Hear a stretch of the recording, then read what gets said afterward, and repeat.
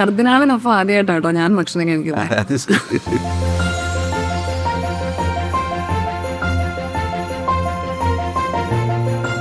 എനിക്ക് കുക്കിംഗ് ഇഷ്ടമാണ് ചെയ്യുന്നത്. എന്തൊക്കെ ഉണ്ടാകും? ചിക്കൻ വെക്കാം. വയ്ക്കും. എങ്ങനെയാ, പെപ്പർ ചിക്കനാണോ?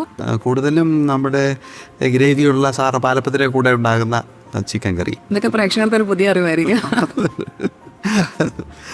അപ്പോൾ നമുക്ക് കുക്കിങ് നമ്മൾ പഠിച്ചിരിക്കേണ്ടത് ആവശ്യമാണ്. കാരണം അപ്പോൾ നമുക്ക് മറ്റുള്ളവരുണ്ടാക്കുന്ന ഭക്ഷണത്തെ വിലമതിക്കാൻ പറ്റും.